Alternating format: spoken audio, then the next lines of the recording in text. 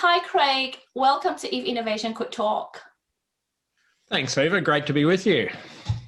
Now, I am trying not to appear starstruck, but I absolutely am, because I'm just simply in awe of how you and the rescue team managed to save 13 boys from the extraordinary cave rescue in Thailand in 2018. I believe the effort involved more than 10,000 people, 100 government agencies, and 2,000 soldiers, all trying to do what has never been done before. So given that the team actually had to innovate and make do with whatever you've got under the most extraordinary circumstances, how did you arrive at the final rescue plan?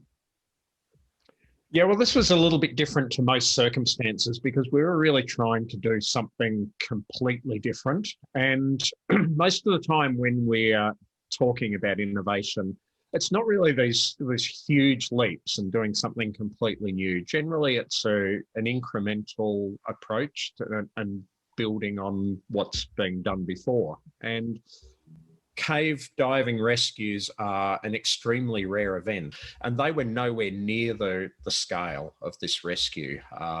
They were dealing with adults that were cavers, not cave divers, but they were familiar with the cave environment. But in this case, in Thailand, completely different. So we had 13 victims. They were kids. They'd been in there for 9 days starving before they were even found. And then the rescue didn't even start until they'd been in there for 2 weeks. And these kids didn't even speak English apart from one of the boys.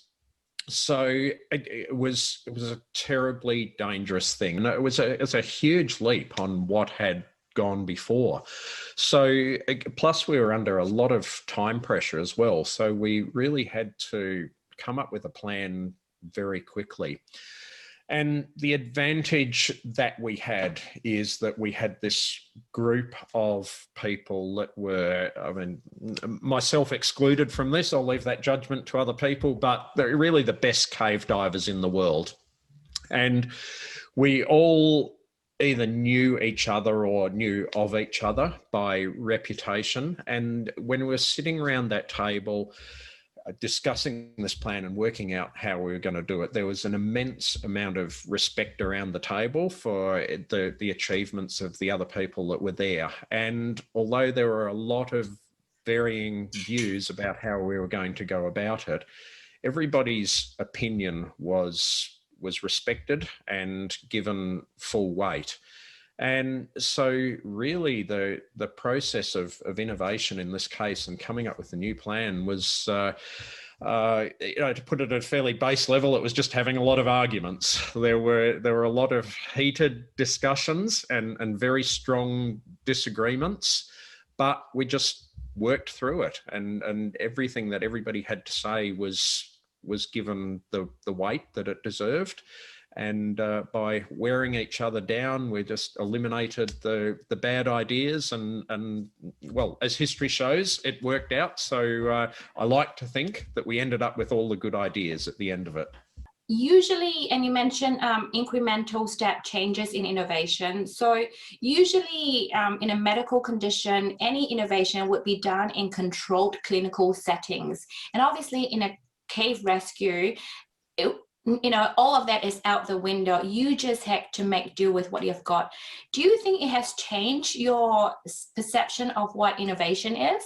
You cite a medical situation where if you're going to innovate there, the primary thing that you want to do is not make anything worse. And so it's most important that you fully consider all risks. And if you're going to change anything, then it has to be an improvement.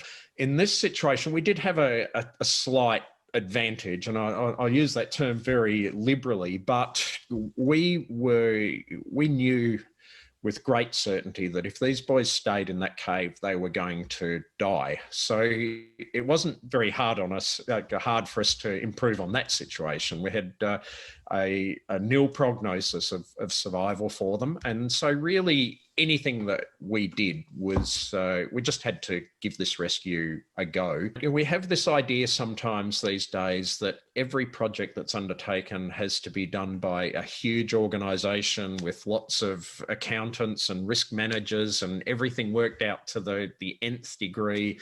And I am reassured to say that there is still a place in this world for just a few ordinary people to roll up their sleeves and tackle a hard problem that appears impossible at the beginning, but you just start at the beginning and work through it. And these things can be done by moving quickly and relying on the skills and experience and knowledge that you have available and responding to circumstances in real time. And thank goodness, as a result of using good sensibilities and building on the experience before you, 13 lives were saved. Extraordinary. Just one final thing, what did you personally take away from that experience? And have you got any message for our audience? I think the message that means most to me is that we're limited so much by the constraints that we put on ourselves. And I had this experience because when the idea of rescuing these kids by cave diving them from over 2 kilometres inside the cave was first suggested, and I thought, that's impossible. It can't be done. And luckily we were forced into dealing with that because it had to be done. But our response so often to ourselves or to others around us is just to assert that something's impossible, or it's too risky, or it shouldn't be done, or that's beyond your capabilities. And it's very few times that we actually say, well, why is that so? Because most of the time things can be done. There will be a way.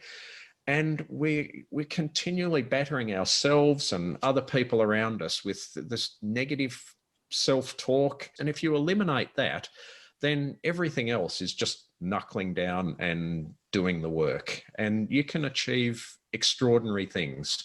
Attitude is most of it. It's not everything. I mean, we can't do anything at all. I'm never going to go out there and be an Olympic gold medal winner. But you just said never say never. Well, exactly, yeah. But I'm too old and fat and lacking in talent anyway. Just about anybody can do something. They might not be the best in the world, but they can do anything at a high level with determination and application.